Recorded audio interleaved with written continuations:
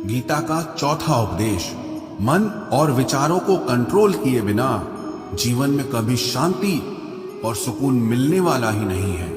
अर्जुन ने श्री कृष्ण से कहा कि मेरा मन सही गलत सब कुछ जानता है, फिर भी मेरे विचार और मेरा मन मुझसे कंट्रोल नहीं होता।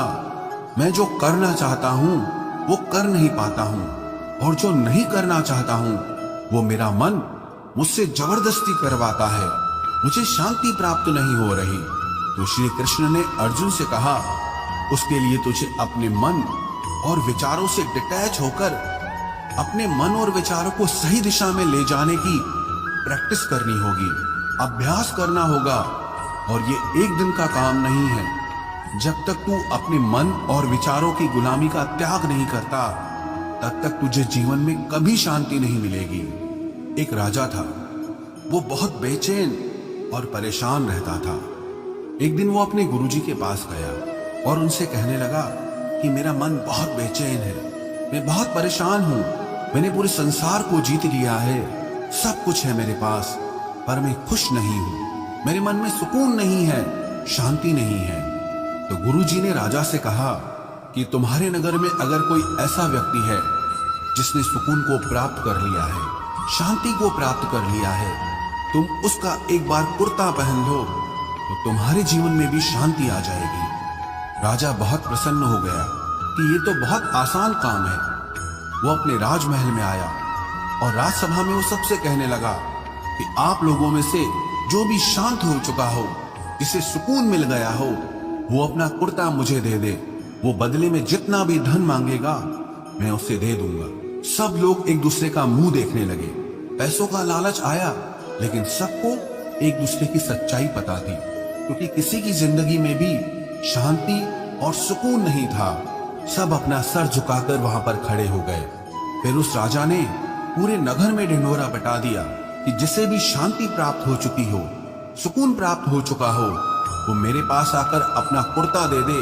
वो जितना कहेगा उससे उतना ही धन दिया जाएगा। लेकिन एक भी व्यक्ति ऐसा नहीं मिला जिसे शांति प्राप्त हो चुकी हो। वास्तविकता में जब कोई मरता है तब हम कहते हैं कि वो फला व्यक्ति आज शांत हो गया।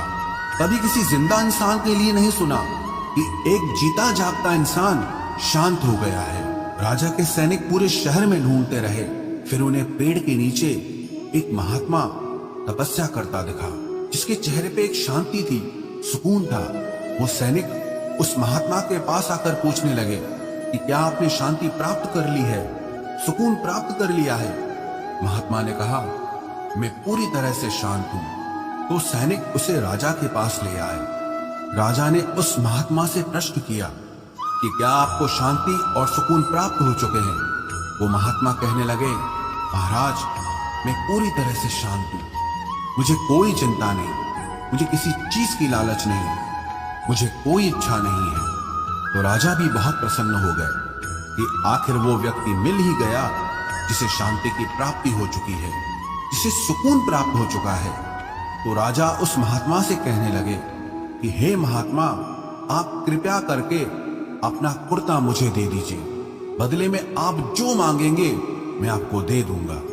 वो महात्मा कहने लगे कि महाराज, सुकून और शांति तो मुझे मिल चुके हैं, लेकिन क्या करूं, मेरे पास कुर्ता ही नहीं है पहनने के लिए जो मैं आपको दे सकूं। जब राजा ने उस महात्मा की ये बात सुनी कि इस महात्मा के पास कुर्ता भी नहीं है पहनने के लिए, उसके बाद भी ये महात्मा एकदम शांत है, इसके जीवन में सुकून है।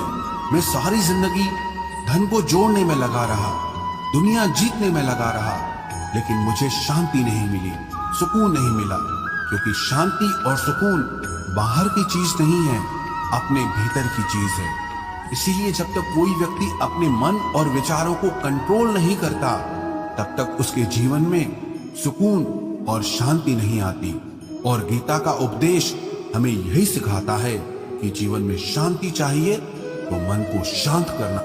गीता का 5वां उपदेश ये है कि वासना, क्रोध और लालच सर्वनाश का कारण है, नरक का द्वार है। जिस भी मनुष्य में ये 3 अवगुण होते हैं, वो हमेशा दूसरों को दुख पहुंचाकर अपने ही सुख और स्वार्थ की पूर्ति करता रहता है। किसी भी चीज की हद से ज्यादा वासना करना और क्रोधी स्वभाव होना और मन में लालच होना उसके जीवन के सुख को समाप्त कर देते हैं, उसके सारे रिश्तों में जहर भर देते हैं। इन्हें नर्क का द्वार इसीलिए कहा गया है क्योंकि जिस इंसान में अत्यधिक क्रोध है, लालच है, वासना है, उसका पूरा जीवन जहर से भर जाता है। उसको मरने के बाद नहीं, जीते जी यहीं पर नर्क का दर्शन होता है। गीता का छठा उपदेश यह है कि सब भगवान एक ही हैं, कोई छोटा बड़ा नहीं है। सब एक परब्रह्म परमात्मा के अलग अलग रूप और नाम है।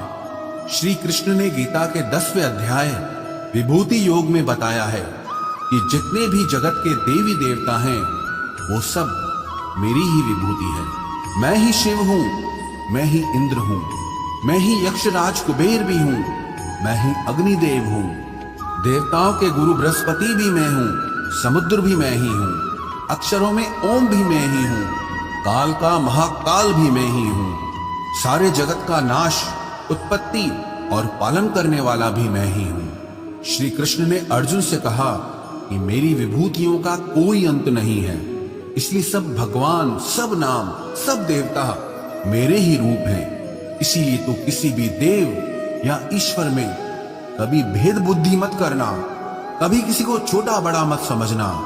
और गीता का उपदेश हमें यह सिखाता है कभी भी किसी दूसरे के इष्ट को छोटा नहीं समझना चाहिए या इस बात पर झगड़े फसाद नहीं करने चाहिए कि कौन बड़ा है और कौन छोटा है। गीता का 7वां उपदेश ये है, सुख की इच्छा ही आखिर में हमारे दुखों का कारण बनती है। श्री कृष्ण ने अर्जुन से कहा कि मनुष्य जितना सुखों की लालसा और इच्छा करता है उतना ही उसकी इंद्रियां सुख भोग में आसक्त हो जाती है, उतना ही इंसान का मन संसार के सुख और आकर्षण का गुलाम बन जाता है। और जितना सुख के पीछे भागेगा उतना ही उसे दुख के अनुभव से भी गुजरना पड़ेगा, क्योंकि ये संसार का नियम ही है। जो चीजें शुरू में मन को बहुत आकर्षित करती हैं बाद में बहुत दुख देती हैं, और जो चीजें शुरू में मुश्किल लगती हैं, कठिन लगती हैं, बाद में हमें बहुत काम आती हैं। गीता का 8वां उपदेश यह है, जो भी मनुष्य दुनिया के सारे सहारे छोड़कर सिर्फ भगवान को ही अपना सहारा मान लेता है, उसकी हर जरूरत वो ईश्वर पूरी करता है, उसकी हर प्रकार से रक्षा वो परमात्मा ही करता है। अनन्याश्चिन्तयो माम ये जनाः पर्युपासते तेषां नित्याभियुक्तानां योगक्षेमं वहाम्यहम्। जो भी व्यक्ति मुझे ही अपना सहारा मानता है उसका योगक्षेम मैं वहन करता हूं। योगक्षेमम वहाम्यहम् अर्थात जो चीज नहीं मिली है उसकी प्राप्ति कराना उसका नाम योग है, और जो चीज जीवन में मिली हुई है उसकी रक्षा करना उसका नाम क्षेम है। तो श्री कृष्ण कहते हैं जो मुझ पे डिपेंड हो जाते हैं उनको जो चाहिए वो मैं जरूर देता हूं और उनकी हर प्रकार से मैं रक्षा भी करता हूं। गीता का 9वां उपदेश यह है कि इस संसार में हमारा कुछ भी नहीं है। गीता सार में आपने कई बार सुना होगा कि तुम्हारा क्या गया जो तुम रोते हो, तुम क्या लाए थे जो तुमने खो दिया, तुमने क्या पैदा किया जो नष्ट हो गया, तुमने जो लिया यहीं से लिया, जो कुछ भी दिया यहीं पर दिया। जो आज तुम्हारा है कल किसी और का होगा, क्योंकि परिवर्तन इस संसार का नियम है। कल तक जिसके बिना आप जी नहीं सकते थे आज उनसे कोई रिश्ता ही नहीं है, बातचीत तक नहीं है। कहां गए वो जीवन भर के सारे रिश्ते, वो सारे मित्र जो साथ जीने मरने की बातें करते थे, आज पता भी नहीं कि वो लोग कहां चले गए। ये संसार परिवर्तनशील है, सब लोग यहां बदल जाते हैं, हर रिश्ता बदल जाता है, और तो और ये हमारा शरीर भी हर दिन बदल रहा है। गीता का 10वां उपदेश हमें ये सिखाता है कि किसी से भी हद से ज्यादा मोह कभी मत करना। श्री कृष्ण ने गीता का पूरा ज्ञान ही अर्जुन के मोह को नष्ट करने के लिए कहा है। ये मोह ही है जो इंसान को सबसे ज्यादा रुलाता है। मोह इतना बलवान है कि शेर जैसे इंसान को भी गीदड़ बना देता है। जो अर्जुन युद्ध में देवताओं से भी जीत गया, पर अपने रिश्तेदारों को युद्ध में देखकर उसका हाथ कांपने लगा। वो बोला, हे केशव, मेरे हाथ में धनुष पकड़ने की ताकत भी नहीं बची है, मेरे हाथ कांप रहे हैं, मैं युद्ध नहीं कर पाऊंगा। ये मोह इतना पेनफुल होता है जिसकी पीड़ा ना सह पाने के कारण कई लोग अपनी जिंदगी खत्म कर देते हैं, आत्महत्या तक कर लेते हैं कि उस व्यक्ति के बिना हम जी नहीं पाएंगे। जीवन में किसी से भी हद से ज्यादा मोह करोगे तो जीवन भर पीड़ा का ही सामना करना पड़ेगा। जो व्यक्ति अपने मोह से बाहर नहीं आता, उसका सब कुछ उससे छिन जाता है, उसकी सारी खुशी खत्म हो जाती है। इसीलिए गीता का ज्ञान बार बार यही सिखाता है कि अपने मन के मोह को त्याग करके आप बलवान बनो, बुद्धिमान बनो, सत्य के दर्शन करो कि वास्तविकता क्या है। क्योंकि हमारा मोह हमें हमेशा झूठ ही दिखाता है, झूठ पे ही विश्वास दिलाता है और दिल में झूठी उम्मीदें जगाता है। और ये ही हमारे दुखों का सबसे बड़ा कारण है। हम ही मोह कर लेते हैं, हम ही लोगों से उम्मीदें लगा बैठते हैं, पर वास्तविकता बिल्कुल अलग होती है। लोग वैसे नहीं होते जैसे हम मान लेते हैं, जैसा हम समझ लेते हैं, क्योंकि मोह के कारण हमें सच्चाई नहीं दिख पाती, लोगों का असली चेहरा नहीं दिख पाता। इसीलिए गीता का उपदेश हमें यह सिखाता है कि जीवन में अगर आनंद और प्रसन्नता से रहना है तो किसी में भी हद से ज्यादा मोह कभी मत करना। गीता का 11वां उपदेश ये है कि इस दुनिया में अगर आए हो तो दुख तो मिलेगा ही मिलेगा। दुख से कभी घबराना मत, दुख से कभी डरना मत।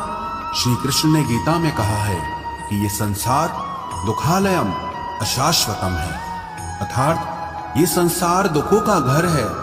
जैसे औषधालय में औषधि मिलती है, पुस्तकालय में पुस्तकें मिलती है, चिकित्सालय में चिकित्सा होती है, वैसे इस संसार को भी श्री कृष्ण ने एक नाम दिया है, दुखालय, जहां पर दुख मिलता हो।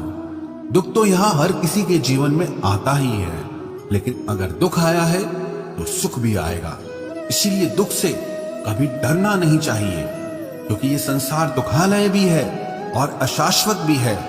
अशाश्वत का मतलब ही यही होता है कि यहाँ परमानेंट कुछ भी नहीं है, यहाँ सब कुछ बदल जाता है। दुख सुख में बदल जाता है और सुख दुख में बदल जाता है। सम्मान अपमान में और अपमान सम्मान में बदल जाता है। खुशी दर्द में और दर्द खुशी में कभी भी बदल जाती है। जीत हार में और हार जीत में यहाँ कभी भी कुछ भी बदल सकता है। कुछ भी परमानेंट नहीं है, ना ही हम परमानेंट हैं, ना ही हमसे जुड़ी कोई चीज यहाँ पर परमानेंट है, क्योंकि ये संसार अशाश्वत है, शाश्वत नहीं है। यहाँ सब कुछ बदलने वाला है, यहाँ कुछ भी परमानेंट नहीं रहेगा। तो आपका दुख भी परमानेंट नहीं रहेगा, इसीलिए दुख से कभी भी डरना नहीं चाहिए। गीता का ये उपदेश हजारों साल पुराना है, लेकिन आज भी नए से नया है। पूरे विश्व में गीता को सबसे ज्यादा पढ़ा गया है और सबसे कम समझा गया है। श्रीमद् भगवत गीता के ये उपदेश अगर कोई व्यक्ति ठीक से समझ ले और उसे अपनी जिंदगी में उतार ले, तो ये पक्की बात है, वो अपनी जिंदगी में जो चाहे वो हासिल कर सकता है। अपने जीवन की हर समस्या से वो एक पल में बाहर आ सकता है। श्रीमद् भगवत गीता के इस दिव्य उपदेश को हमें बार बार सुनना चाहिए, हर रोज सुनना चाहिए।